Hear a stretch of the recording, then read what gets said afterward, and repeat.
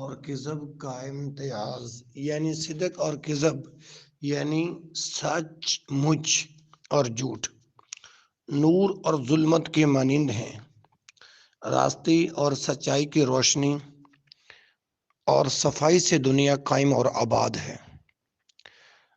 اور دروغ جہان مستعار میں فتنہ و فساد، جدال و قتال، بے اطمینانی جدال و قتال بے اطمینانی اور بے برکتی کا باعث ہے۔ اللہ اکبر۔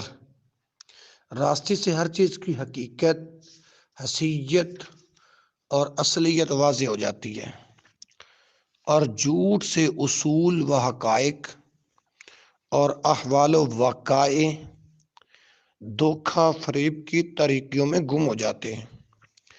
دنیائے اخلاق میں آفتاب صدق نصف النہار شان کے ساتھ ضیاء بار ہے۔ اللہ اکبر۔ اور کذب جہان لعنت کی بھیانک تاریک رات ہے۔ صدق و کذب کے اس امتیاز سے آپ اندازہ لگا سکتے ہیں کہ سچ بولنے والا انسان دنیا میں ضروری اور قیمتی وجود ہے، اور جھوٹا آدمی کتنا ذلیل، فرمایا اور متردد ہے۔ تمام آسمانی مذاہب عالم کون و فساد میں راستی کو پھیلانے اور دروغ کو مٹانے کے لیے آئے ہیں۔ میرے بھائیوں، اسلام نے بھی صدق و کذب کی تمیز کو بہت اہمیت دی ہے، راستی کو اپنانے اور جھوٹ کو ٹھکرانے پر زور دیا ہے۔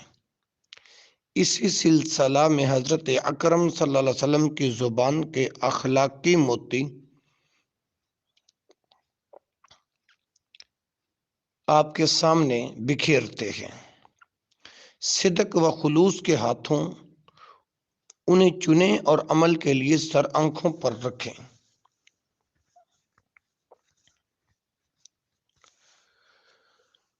عن عبد اللہ عن النبی صلی اللہ علیہ وسلم قال ان الصدق یہدی الی البر وان البر یہدی الی الجنۃ وان الرجل لیصدق حتی یکون عند اللہ صدیقا وان الکذب یہدی الی الفجور وان الفجور یہدی الی النار وان الرجل لیکذب حتی یکتب عند اللہ کذابا رواہ البخاری۔ حضرت عبداللہ رضی اللہ عنہ سے روایت ہے کہ رسول اللہ صلی اللہ علیہ وسلم نے فرمایا، راستی نیکوکاری کا راستہ دکھاتی ہے، اور نیکوکاری جنت کی طرف رہنمائی کرتی ہے۔ آدمی سچ بولتا رہتا ہے یہاں تک کہ وہ خدا کے نزدیک صدیق ہو جاتا ہے، اور جھوٹ بدکاری کا راستہ دکھاتا ہے، اور بدکاری دوزخ کی طرف رہنمائی کرتی ہے، اور آدمی جھوٹ بولتا رہتا ہے یہاں تک کہ وہ خدا کے نزدیک کذاب لکھا جاتا ہے۔ میرے محترم بھائیو، صدیق اور کذاب دونوں مبالغے کے صیغے ہیں۔ صدیق کے معنی بڑا سچا، نہایت راست گو، ایسا شخص جس کے رگ و ریشہ میں صدق ہی صدق جاری و ساری ہو۔ حضرت ابوبکر صدیق رضی اللہ عنہ خدا اور رسول صلی اللہ علیہ وسلم کی باتوں کو سچا ماننے میں بے حد سچے تھے۔ آیات الہی، احادیث مصطفی کی تصدیق کہکشاں گیر صدق سے کرتے تھے۔ خلوص دل سے ایمانیات اور معتقدات کو ماننے میں ان کا مقام سب سے بلند تھا۔ ان کے قول و فعل کے شمس و قمر کذب کی تاریکی سے کبھی نہ گہنائے تھے، بالآخر راستے کی سر بفلک سیڑھی پر چڑھتے چڑھتے خدا کے ہاں صدیق کے لقب سے نوازے گئے۔ آپ کا مرتبہ ایمان جس کی بنیاد صدق پر ہے اس قدر اونچا ہے کہ انبیاء کے بعد آپ افضل البشر مانے گئے ہیں رضی اللہ عنہ۔ جس طرح ایک ایک دانہ اکٹھا کرنے سے جب ڈھیر لگ جاتا ہے تو اسے خرمن کہتے ہیں، قطرہ قطرہ ملنے سے دریا بن جاتا ہے اور افراد کا ربط عظیم قوم کہلاتی ہے۔ اسی طرح جب مسلمان قرآنی آیات اور حدیثی مقالات پر ایمان لانے کے ساتھ دل کے صدق کو بڑھاتا جاتا ہے، اپنے قول و فعل کو راستی اور سچائی کا لباس پہناتا اور تمدنی معاشی اور اخلاقی زندگی میں ہمیشہ سچائی اور راستی سے کام لیتا ہے۔ راستی اور سچائی کے رویہ میں دن بدن ترقی کرتا ہے۔ سچ بولنا اس کی عادت میں داخل ہو کر رگ رگ میں سما جاتا ہے اور اس طرح اس کے دنوں، ہفتوں، مہینوں اور سالوں کے صدق اور صدق کے باران عمل سے ایک مواج دریا بن جاتا ہے، تو پھر اسی راستے کے سراپا کو خدائے علیم صدیقوں کے زمرہ میں شمار کر لیتا ہے۔ رحمت دو عالم صلی اللہ علیہ وسلم نے حدیث مذکور میں مسلمانوں کو اس بات کی طرف توجہ دلائی کہ وہ ہمیشہ سچ بولیں، سچ اور صدق کو اپنائیں، اپنی عادت بنائیں اور راستے کے ارتقائی منازل تازیست طے کرتے رہیں حتیٰ کہ صدیق ہو جائیں۔ اقبال نے کہا تھا، کوئی ایسی طرز طواف تو مجھے اے چراغ حرم بتا، کہ تیرے پتنگ کو پھر عطا ہو وہی سرشت سمندری۔ کذاب کے معنی نہایت جھوٹا، بڑا دروغ گو، جس کے رگ رگ میں جھوٹ پیوست ہو۔ صبح و مساء جو جھوٹ بول بول اور دھوکہ فریب کر کر مجسمہ دروغ بن گیا ہو۔ رسول اللہ صلی اللہ علیہ وسلم کے زمانہ میں ایک شخص بڑا ہوشیار، عیار، مکار، فریبی، جھوٹا اور دروغ گو تھا۔ اس کا نام مسیلمہ تھا۔ یہ تمام بد خصائل اس کے اندر اس قدر بڑھ گئے تھے، دھوکہ، فریب اور جھوٹ کی اتنی کثرت ہو گئی تھی کہ اس نے اپنے ساری عمر کے مجموعہ سے کئی گنا بڑا جھوٹ بول دیا، یعنی نبوت کا دعویٰ کر دیا۔ نبوت کا دعویٰ خدا تعالیٰ پر افترا ہوتا ہے کہ مدعی پر اس کی وحی نازل ہوتی ہے جو در حقیقت نازل نہیں ہوتی۔ پس افترا علی اللہ بہت بڑا جھوٹ ہے۔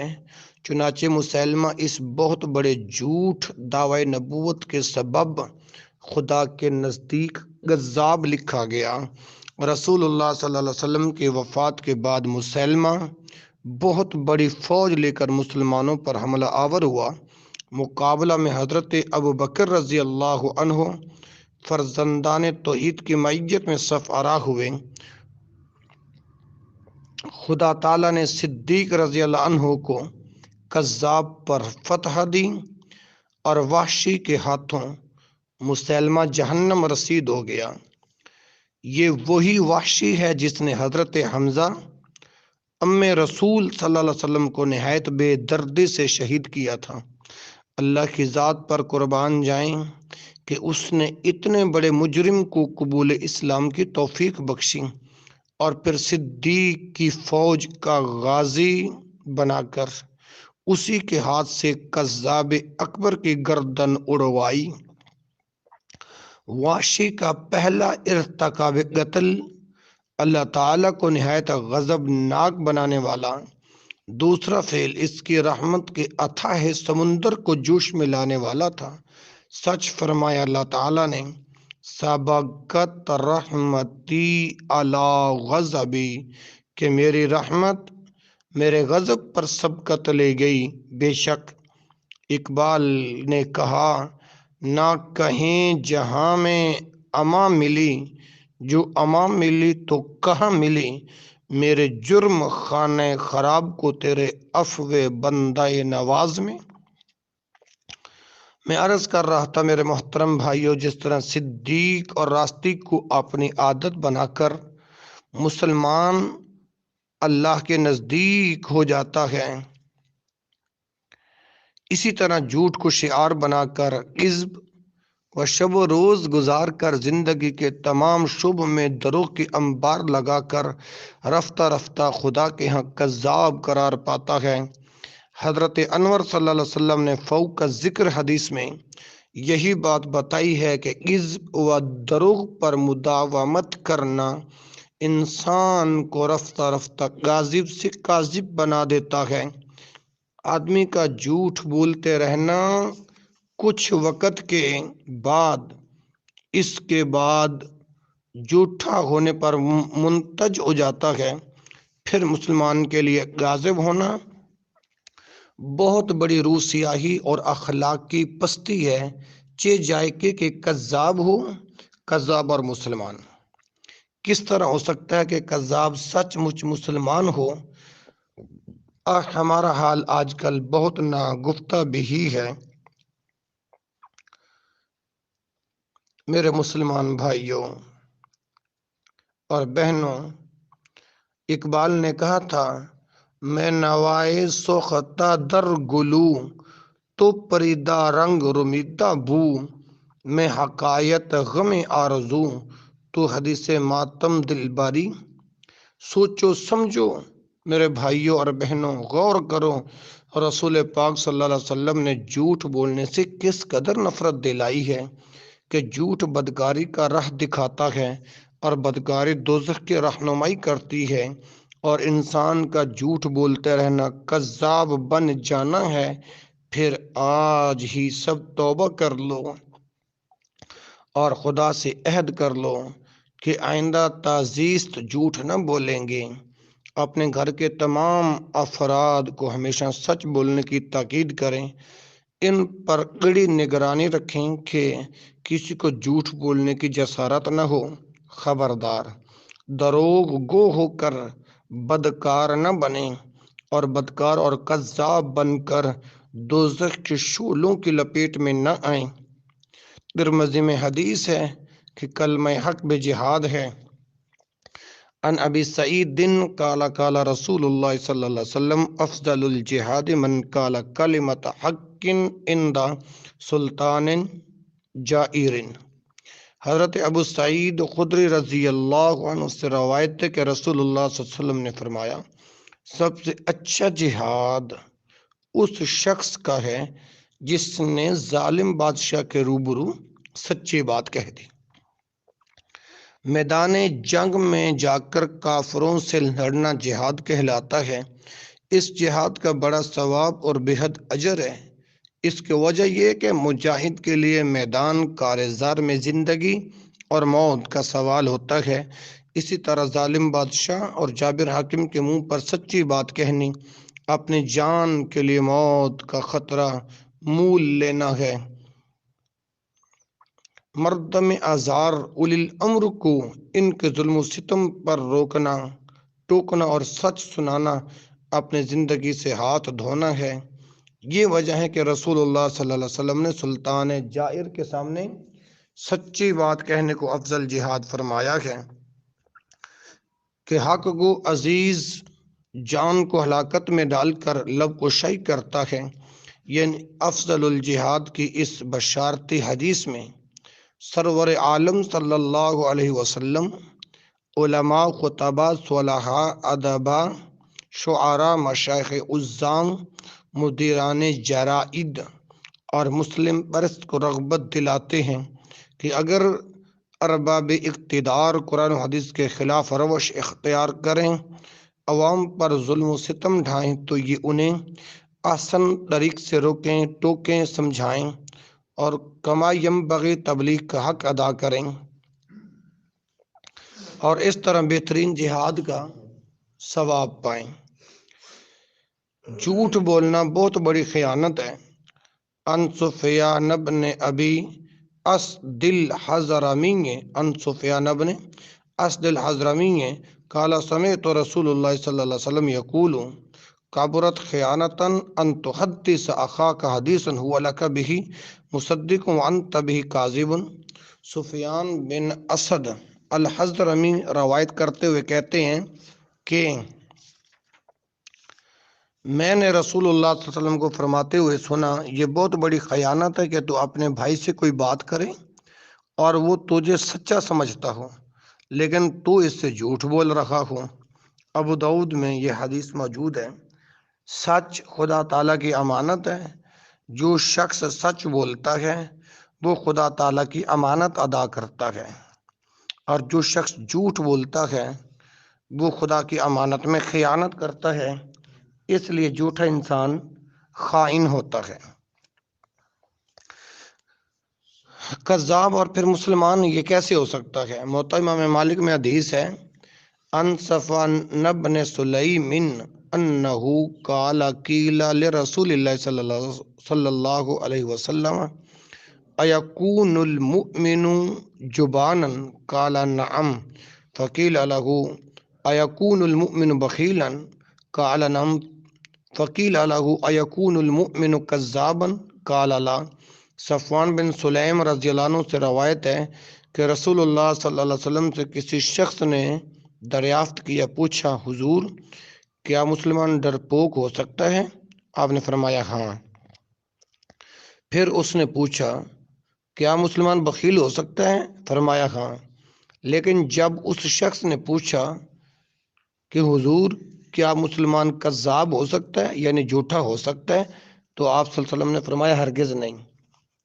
رسول اللہ صلی اللہ علیہ وسلم کے فرمان مذکور کو گوش ہوش سے سنو پھر عمل کرو کہ مسلمان ڈرپوک ہو سکتا ہے، بخیل ہو سکتا ہے لیکن کذاب نہیں ہو سکتا۔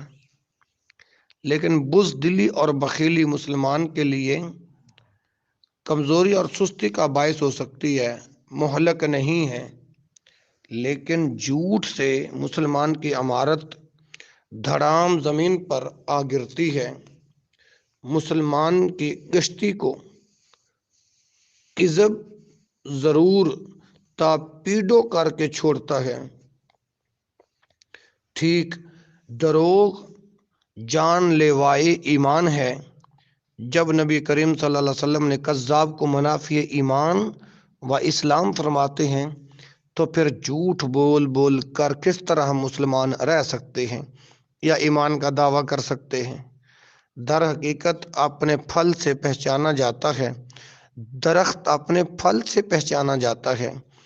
جب ہمارے اسلام کے درخت کی ٹہنیاں دروغ، کذب، جھوٹ، فریب، دجل، دھوکہ ایسے مہلک ایمان گندے پھلوں سے لدی ہوئی جھک رہی ہوں تو کون بے وقوف اس درخت کو اسلام کا درخت کہہ سکتا ہے؟ اے چشم اشک بار ذرا دیکھ تو صحیح، یہ گھر جو بہہ رہا ہے کہیں تیرا گھر نہ ہو۔ جھوٹ کی بدبو سے فرشتے میل بھر دور ہو جاتے ہیں۔ ترمذی شریف میں یہ حدیث ہے، ان ابن عمر عن النبی صلی اللہ علیہ وسلم قال اذا غضب العبد تبعد عنه الملك میلا من نتن ما جاء به۔ حضرت ابن عمر رضی اللہ عنہ سے روایت ہے کہ رسول اللہ صلی اللہ علیہ وسلم نے فرمایا اذا کذب العبد، جب آدمی جھوٹ بولتا ہے، تبعد عنہ الملک، تو رحمت کے فرشتے اس سے میل دور ہو جاتے ہیں۔ تبعد عنہ الملک میلن، دور ہو جاتے ہیں۔ ما جاء به، اس بدبو کے باعث جو جھوٹ سے پیدا ہوتی ہے۔ جس طرح بول و براز وغیرہ مادی پلیتیاں ہیں، اسی طرح اخلاقی پلیتیاں بھی ہوتی ہیں۔ جھوٹ ان اخلاقی پلیدیوں میں سے ایک بدترین نجاست اور پلیدی ہے۔ آپ جب گندگی اور نجاست کے ڈھیر کے پاس سے گزرتے ہیں تو تعفن کے سبب ناک بند کر لیتے ہیں۔ اسی طرح جھوٹ کے سنداس سے فرشتوں کو اس قدر بدبو آتی ہے کہ ان کا دماغ پھٹنے لگ جاتا ہے اور وہ اس کی بدبو سے نفرت کر کے میل دور چلے جاتے ہیں، یعنی بہت دور ہو جاتے ہیں کہ جہاں تک کذب کی عفونت نہیں پہنچتی۔ مقام غور ہے کہ ایک جھوٹ بولنے سے رحمت کے فرشتے جھوٹے آدمی سے میل بھر دور ہو جاتے ہیں، تو جن گھروں میں افراد جھوٹ بولیں، پڑوسی جھوٹ بولیں، محلہ دار جھوٹ بولیں، گلیوں بازاروں گزرگاہوں اور شاہراہوں میں جھوٹ کی باتیں سموم چل رہی ہو، تجارتی منڈیوں، دکانوں اور داد و ستد، لین دین اور بیع و شرع کے اندر دروغ گوئی، فریب اور دم جھانسا کی تاریک رات چھائی ہوئی ہو، کچہریوں میں جھوٹ، وکیلوں کا دانستہ جھوٹے مقدموں کی پیروی کرنا، گواہوں کو جھوٹ پڑھا سکھا کر عدالتوں میں گزارنا، جس ملک اور قوم کی اخلاقی، تمدنی، معاشی، معاشرتی اور قانونی ماحول میں ہمہ گیر جھوٹ اور فریب کا جکڑ چل رہا ہو، فرمائیے اس حالت میں رحمت کے فرشتے کتنے میل دور ہوں گے؟ ظاہر ہے کہ جب تقریباً تمام کی تمام فضا ہی کذب و فریب سے بھری ہوئی ہو تو پھر فرشتوں کے میل یا کئی میل دور ہونے کا سوال ہی پیدا نہیں ہوتا۔ جھوٹ کے ہمہ گیر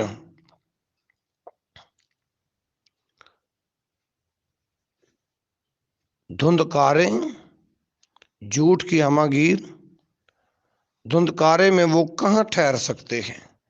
لامحالہ اپنے مرکز کی طرف ہی پرواز کر جائیں گے۔ خدا کی رحمت دنیا سے اٹھ جائے گی۔ دغا، فریب، دروغ اور جھوٹ کی نحوست کے سبب ہی دنیا سے برکت صحیح معنوں میں اٹھ گئی ہے۔ زبانوں کی سعادت، دعاؤں کی استجابت، پھلوں، میووں، سبزیوں، ترکاریوں کے ذائقوں اور فائدوں، دواؤں کی تاثیروں اور سود مند فعلوں، جملہ معقولات و مشروبات کے یمن و فائدہ میں فرق آ گیا ہے۔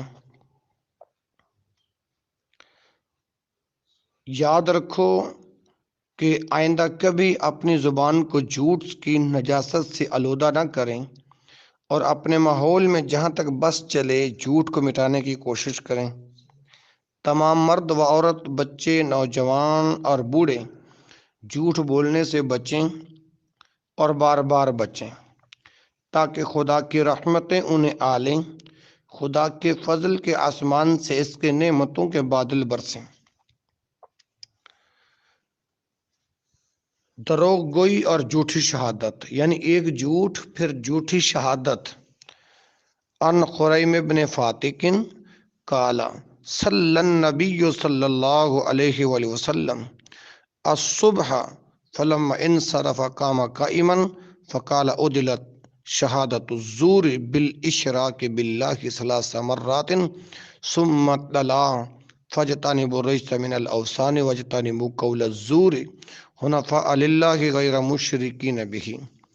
حضرت خریم بن فاتق رضی اللہ عنہ سے روایت ہے کہ انہوں نے کہا رسول اللہ صلی اللہ علیہ وسلم نے فجر کی نماز پڑھی، جب آپ فارغ ہوئے تو اٹھ کھڑے ہوئے اور فرمایا جھوٹی شہادت اللہ تعالیٰ کے ساتھ شرک لانے کے برابر ہے۔ آپ نے یہ بات 3 مرتبہ یک کے بعد دیگرے فرمائی۔ پھر آپ نے ثبوت میں یہ آیت پڑھی، بچوں بت پرستی شرک کی نجاست سے، اور بچوں جھوٹ بولنے اور جھوٹی شہادت سے اللہ کے لیے توحید پر ثابت رہو، اس کے ساتھ کسی کو شریک نہ کرو۔ ابن ماجہ میں یہ حدیث موجود ہے۔ شرک سب سے بڑا گناہ اور ظلم عظیم ہے، اسے خدا ہرگز معاف نہیں کرے گا۔ 1,00,000 کئی ہزار پیغمبر دنیا میں صرف شرک کو مٹانے اور اخلاق حسنہ کو پھیلانے کے لیے ہی آئے تھے۔ خدا کی قولی، بدنی اور مالی عبادتوں میں کسی کو شریک کرنا، اسے خدا کے مقابلہ میں خدا بنانا ہے۔ اس کی الوہیت اور ربوبیت کو ماننا ہے، اس کو شرک کہتے ہیں۔ ہمارے پیارے رسول حضرت محمد صلی اللہ علیہ وسلم کا کامل 23 برس تک یعنی 23 سال تک صرف اسی شرک کا قلعہ کما کرنے کے لیے مشرکین مکہ سے برسرے پیکار رہے۔ جھوٹی گواہی اتنا بڑا گناہ ہے کہ حضرت اکرم صلی اللہ علیہ وسلم نے اسے شرک کے برابر قرار دیا ہے۔ جب جھوٹی گواہی شرک کے برابر ہوئی تو جھوٹا گواہ مشرک کا قول اور جواب ہوا۔ جھوٹی گواہی دینے والوں کو خدا کے خوف سے کانپ اٹھنا چاہیے کہ ان کی جھوٹی گواہی اللہ واحد القہار کے ساتھ شریک لانے کے مترادف ہے، اور پھر وہ کلمہ گو ہو کر اشراک باللہ کے مرتکب ہوتے ہیں۔ اسے جھوٹ بولنے والے مسلمان، جھوٹ اور اسلام دو ضدیں ہیں جو ایک جگہ جمع نہیں ہو سکتی۔ جب تک تو مسلمان ہے جھوٹ نہیں بول سکتا۔ جب تو جھوٹ بولے گا، جھوٹی گواہی دے گا، جھوٹی قسم کھائے گا، اس وقت تو مسلمان صحیح معنوں میں ہرگز نہیں رہے گا۔ سوچ اور غور کر کے دنیا میں حق کی نوا بن کر آیا ہے، تیرا کام صدائے حق بلند کرنا ہے۔ پاک رکھ اپنے زباں تلمیذ رحمانی سے، تو ہو نہ جائے دیکھنا تیری صدا بے آبرو۔ جھوٹ بولنا ہی تو جھوٹی گواہی ہے۔ بعض لوگ صرف اسے ہی جھوٹا گواہ سمجھتے ہیں جو عدالت میں جا کر جھوٹی گواہی دیتا ہے۔ بے شک عدالت میں جھوٹی شہادت دینے والا جھوٹا گواہ ہے، لیکن جھوٹی گواہی کا مفہوم بڑا وسیع اور ہمگیر ہے۔ اللہ تعالیٰ نے 5ویں پارے میں فرمایا کہ یا ایھا الذین آمنوا کونوا قوامین بالقسط شہداء للہ۔ مسلمانوں، خدا واسطے سچی گواہی دینے کے لیے تیار رہو۔ اس کا مطلب یہ ہے کہ ہمیشہ سچ بولو۔ ماں باپ، بہن بھائی، اولاد، بیوی، خامند، قریبی، پڑوسی، دوست، استاد،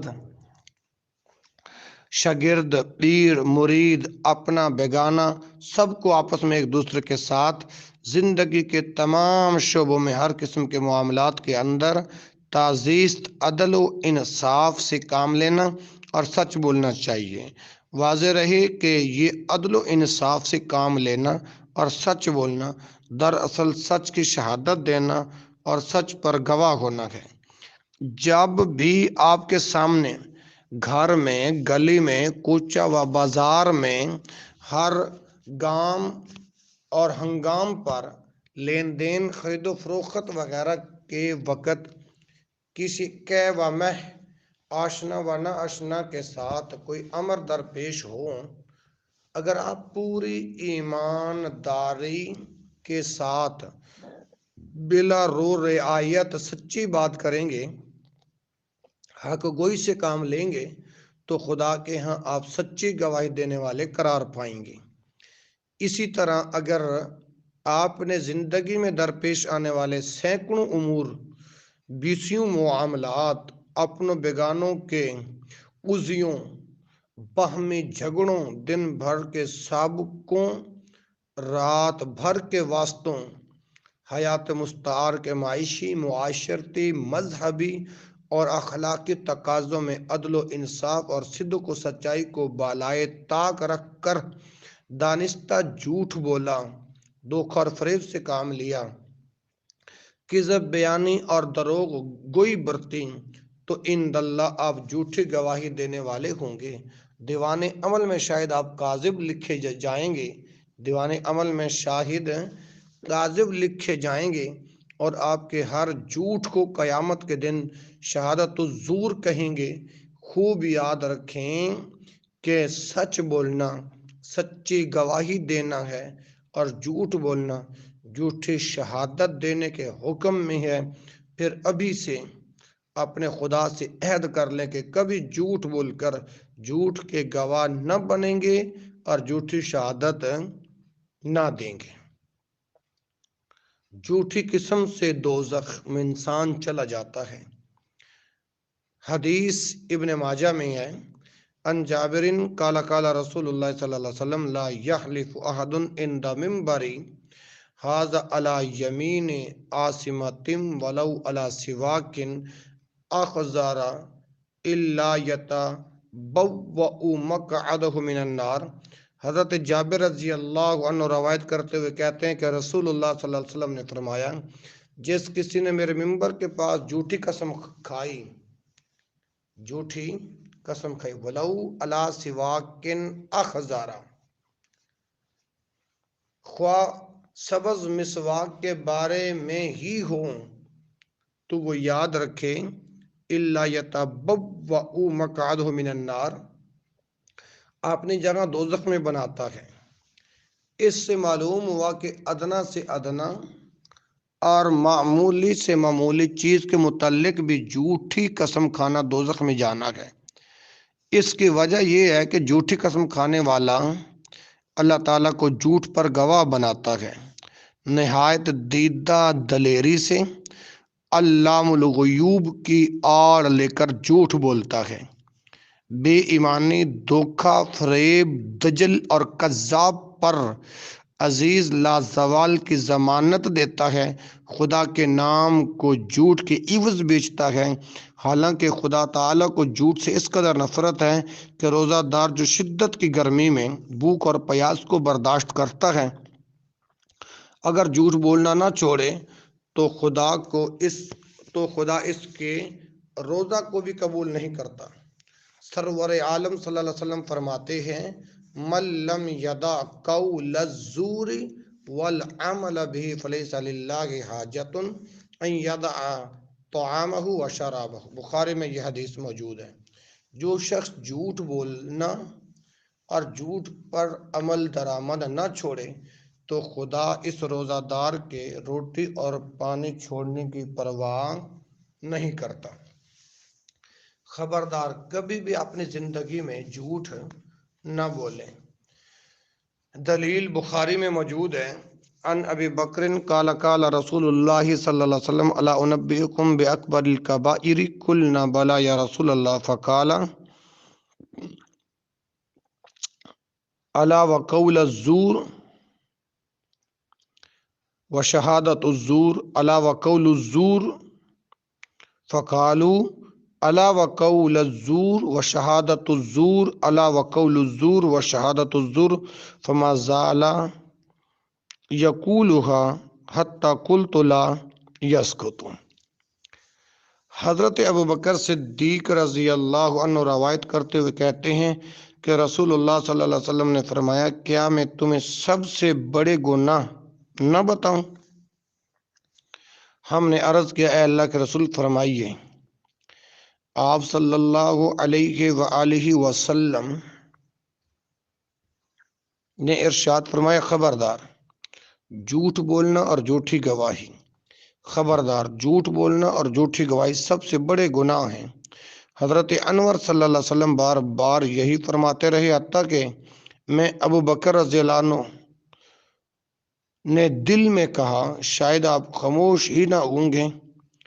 اکبر کبائر کے بتانے میں حضور انور صلی اللہ علیہ وسلم نے جھوٹ بولنا اور جھوٹی گواہی دینا، جھوٹ بولنا جھوٹی گواہی دینا بار بار فرمایا، کئی بار فرمایا اور فرماتے رہے، حتیٰ کہ راوی حدیث حضرت ابوبکر صدیق رضی اللہ عنہ کو خیال گزرا کہ شاید حضور صلی اللہ علیہ وسلم ان کلمات کو بے شمار بار فرماتے ہی رہیں گے اور خاموش نہ ہوں گے، اس سے معلوم ہوا کہ رحمت دو عالم صلی اللہ علیہ وسلم نے ان کلمات کے ساتھ بہت مرتبہ ڈرایا ہوگا۔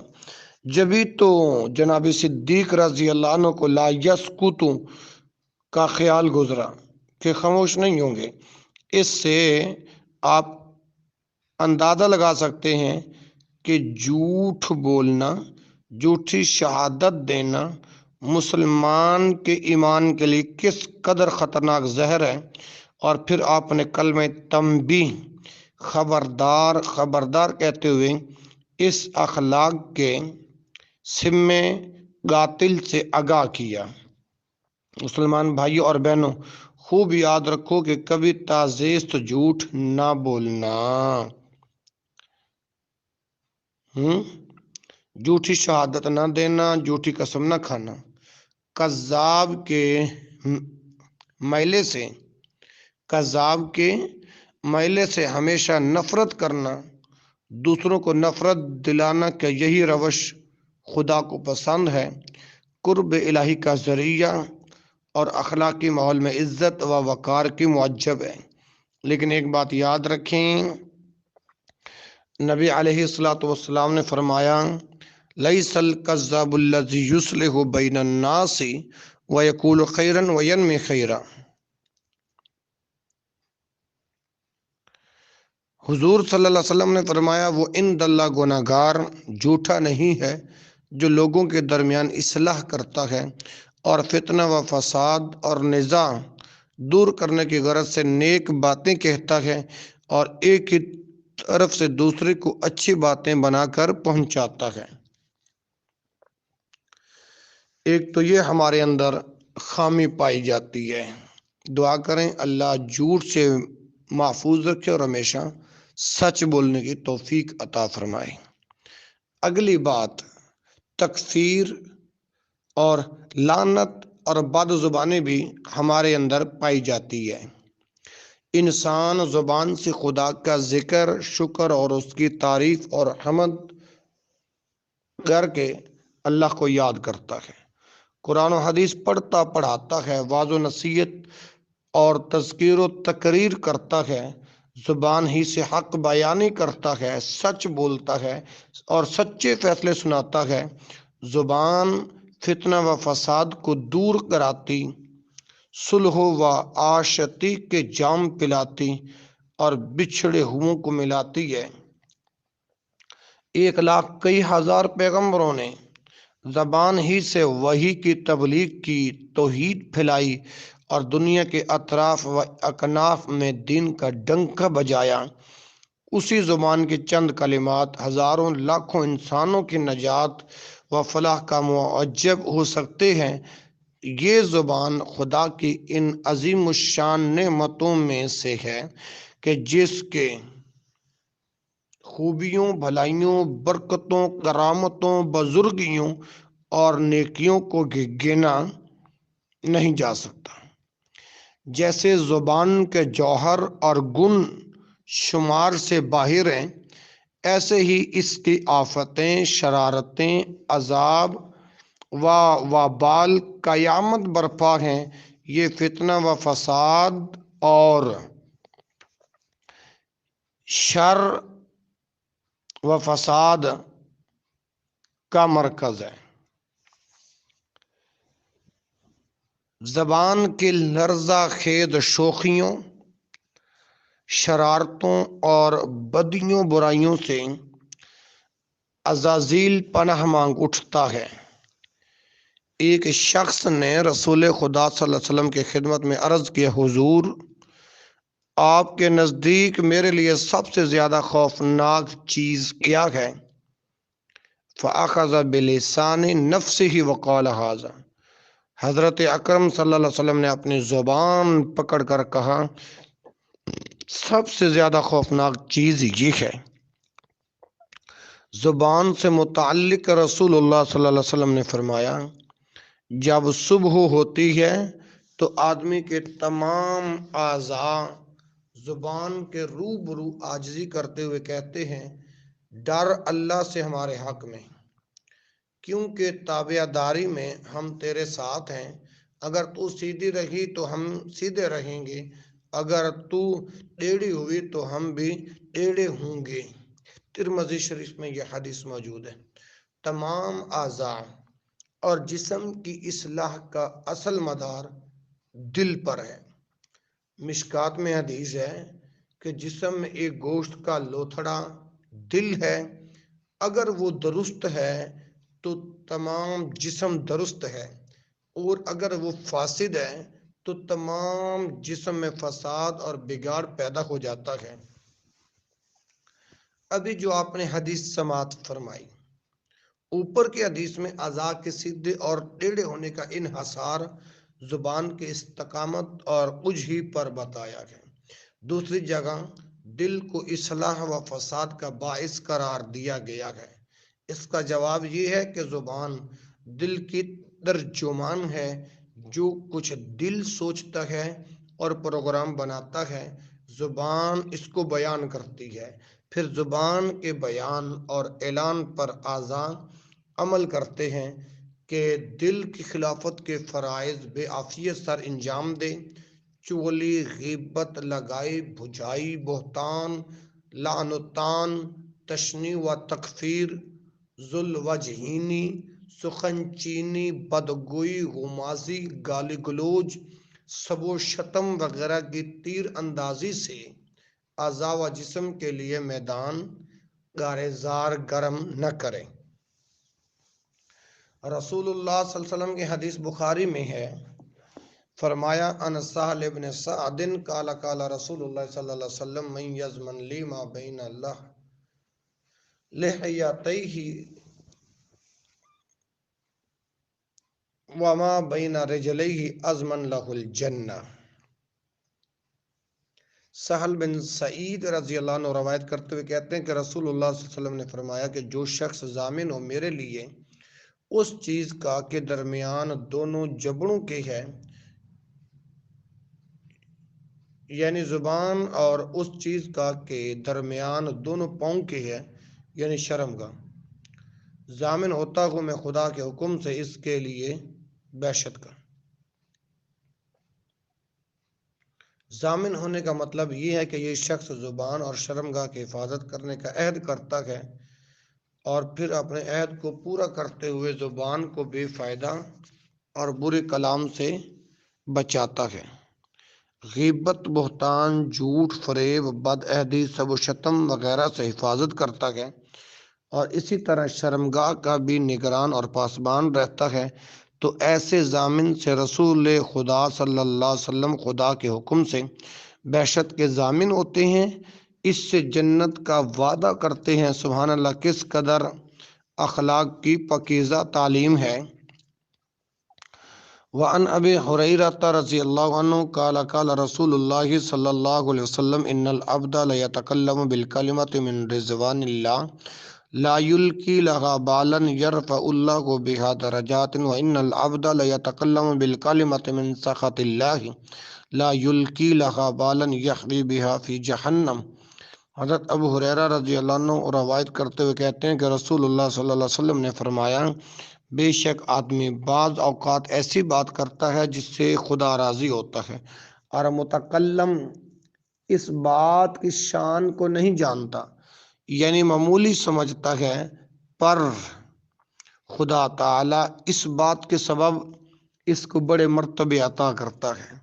اور بے شک آدمی بعض اوقات ایسی بات کرتا ہے جس سے خدا ناراض ہوتا ہے، اور متکلم اس بات کو کچھ اہمیت نہیں دیتا، معمولی جانتا ہے، لیکن اسی ایک بات پر دوزخ میں جا گرتا ہے۔ یعنی ایک مقولہ مشہور ہے، پہلے تولیں پھر بولیں۔ اس حدیث پر غور کرنے سے معلوم ہوا کہ انسان جو بات بھی منہ سے نکالے اسے گھٹیا، حقیر اور معمولی نہ جانے، کیونکہ بعض اوقات وہی معمولی بات خدا کی ناراضگی کی وجہ سے دوزخ میں لے جاتی ہے، اور کبھی وہی حقیر کلمہ خدا کو خوش کر کے بحشت کا وارث بنا دیتا ہے۔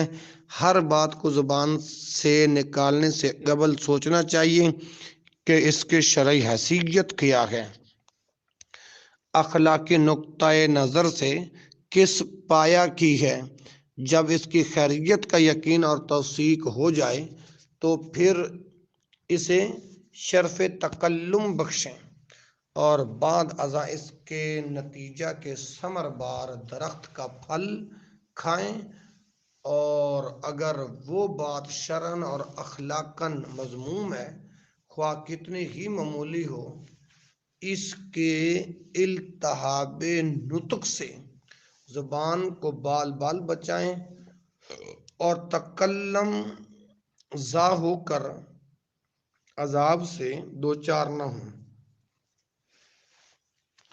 رسول اللہ صلی اللہ علیہ وسلم کے ساتھ گفتگو کرتے وقت ایک شخص کہہ بیٹھا، ماشاء اللہ و رسولہ، جو اللہ اور اس کا رسول چاہیں۔ غور کریں، بظاہر یہ کتنی معمولی بات ہے، اور آج کل بھی کئی لوگ بڑے مسلمانی انداز میں کہہ دیتے ہیں، اچھا جو میرا رب رسول چاہے، جو میرے خدا رسول کو منظور۔ لیکن سرتاج انبیاء، احمد مجتبی، شفیع الورا، حضرت محمد مصطفیٰ صلی اللہ علیہ وسلم نے اس شخص کو غضبناک ہو کر کہا،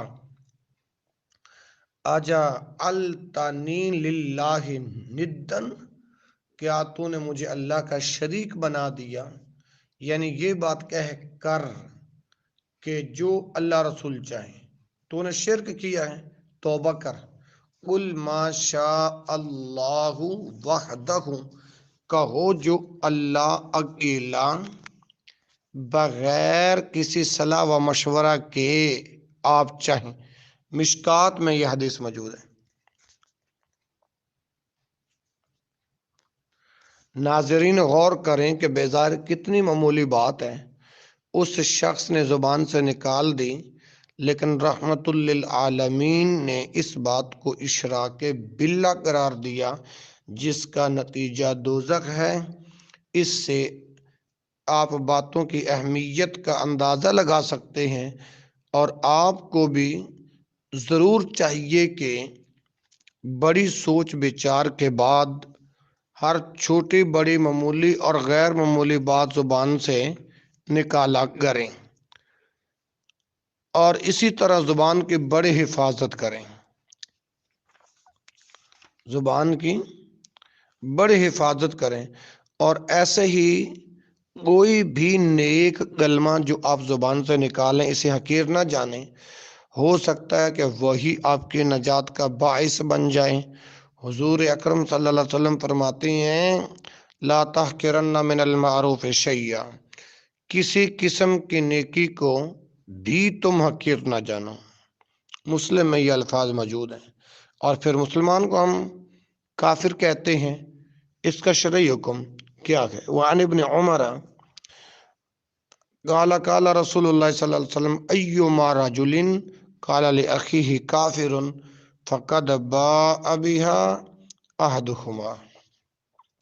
حضرت ابن عمر رضی اللہ عنہ روایت کرتے ہوئے کہتے ہیں کہ رسول اللہ صلی اللہ علیہ وسلم نے فرمایا، جو شخص اپنے مسلمان بھائی کو کافر کہے تو دونوں میں سے ایک ضرور کافر ہو جاتا ہے۔ اس حدیث میں رحمت دو عالم صلی اللہ علیہ وسلم نے مسلمانوں کو متنبہ کیا ہے کہ وہ بغیر تحقیق کے کسی مسلمان کی تکفیر نہ کریں۔ اگر کوئی مسلمان فی الواقعی کفر کو نہ پہنچا ہو تو وہ مسلمان ہی ہوا، پھر جو اس کو کافر کہے گا خود کافر ہو جائے گا، کیونکہ اس نے اسلام کو کفر جانا۔ یعنی مسلمان کو کافر کہنے پر آپ کفر سے ملا۔ پھر سمجھیں کہ اگر کوئی مسلمان در حقیقت کسی کفریہ قول یا فعل کے سبب کافر ہو گیا ہے تو وہ ٹھیک کفر کا محل ہے، فتوی کفر اس پر صادق آئے گا، ورنہ اس کے اسلام کو کفر قرار دینے والا خود کفر کا شکار ہو جائے گا۔ پس دونوں میں سے ایک ضرور کافر ہوا۔ اس سے معلوم ہوا کہ زبان کی بڑی حفاظت کرنی چاہیے۔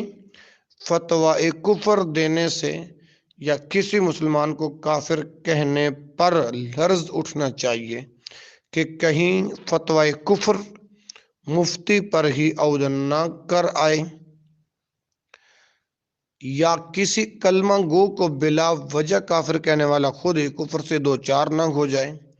ہاں تو یہ بھی یاد رہے کہ جو مسلمان قرآن اور حدیث کے روح سے در حقیقت کفر کو پہنچ گیا ہو، اس کو کافر نہ ماننا بھی کفر ہے، اس لیے کہ جس کو خدا اور اس کا رسول کافر کہے، یہ اسے مسلمان جانے تو گویا کفر کو اسلام جانا، اس لیے خود کافر ہوا۔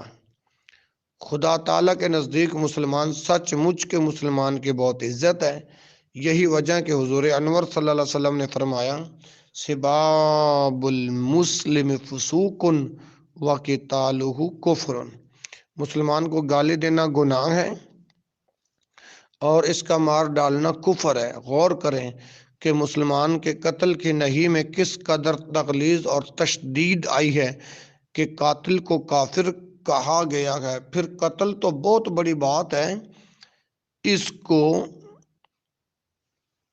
برا کہنے سے بھی روک دیا گیا ہے۔ سباب مسلم، زبان کی آلودگی اور گناہ ہے۔ حتیٰ کہ حجۃ الوداع میں 1.25 لاکھ مسلمانوں کو خطاب کرتے ہوئے حضور نے یوں فرمایا، فَإِنَّ دِمَاءَكُمْ وَأَمْوَالَكُمْ وَأَعْرَاضَكُمْ بَيْنَكُمْ حَرَامٌ، سنو اور قیامت تک کے مسلمانوں کو تبلیغاً سنا دو، بے شک تمہارے خون یعنی جانیں، تمہارے مال اور تمہارے آبرو میں تم میں سے آپس میں ایک دوسرے پر حرام ہے۔ اخلاق کی کتنی بلند اور پاکیزہ تعلیم ہے کہ مسلمان پر مسلمان کا خون حرام ہے، کوئی کسی کو قتل نہ کرے، اور مال بھی حرام ہے، کوئی کسی کو پیسہ تک نہ مارے، کوئی کسی کا پیسہ تک نہ مارے، اور نہ ہی کوئی مسلمان دوسرے مسلمان بھائی کی آبرو ریزی کرے۔ خبردار کسی کی حد تک عزت نہ کرے، جس طرح اپنی اور اپنے اہل و عیال کی عزت پیاری سمجھتا ہے، بالکل اسی طرح دوسرے مسلمان اور اس کے اہل و عیال کی عزت کو عزیز جانے۔ ان ابی ذر قال قال رسول اللہ صلی اللہ علیہ وسلم، لا یرمی رجل رجلا بالفسوق ولا یرمیہ بالکفر الا ارتدت علیہ ان لم یکن صاحبہ کذالک۔ بخاری میں غالباً یہ الفاظ موجود ہیں۔ وعن ابی ذر، آخری کلمات ہیں، آخری گزارشات ہیں، توجہ سے سماعت فرمائیں۔ وعن ابی ذر قال قال رسول اللہ صلی اللہ علیہ وسلم، لا یرمی رجل رجلا بالفسوق ولا یرمیہ بالکفر الا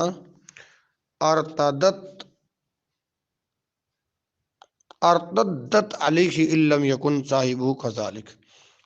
حضرت ابو ذر رضی اللہ تعالیٰ عنہ سے روایت ہے کہ رسول اللہ صلی اللہ علیہ وسلم نے فرمایا، کوئی شخص کسی شخص کو نہ فسق کی تہمت کرے اور نہ کفر کی تہمت کرے، اس لیے کہ تہمت کرنے سے کلمہ فسق و کفر کا پھرتا ہے تہمت کنندہ پر، اگر نہ ہو صاحب اس کا جس کو وہ کلمہ کہا ہے اس طرح گا۔ یعنی اگر کسی کو فسق کی تہمت لگائی اور وہ فاسق نہیں ہے تو آپ فاسق ہوا، اگر کسی کو کافر کہا اور نہیں ہے وہ کافر تو کہنے والا آپ کافر ہو گیا۔ حضرت انور صلی اللہ علیہ وسلم مسلمانوں کو ایک دوسرے پر تہمت لگانے سے روک رہے ہیں تاکہ فضائے اخلاق تفسیق و تکفیر کی گندی ہوا سے خراب نہ ہو۔ ھذا ما عندی واللہ اعلم۔ سبحانک اللہم و بحمدک، اشہد ان لا الہ الا انت، استغفرک و اتوب الیک۔ جو کہا گیا جو سنا گیا اللہ میرے سمیت آپ سبنا کو عمل کرنے کی توفیق عطا فرمائے۔ سبحانک اللہم و بحمدک، اشہد ان لا الہ الا انت، استغفرک و اتوب الیک۔ وآخر دعوانا الحمد للہ رب العالمین۔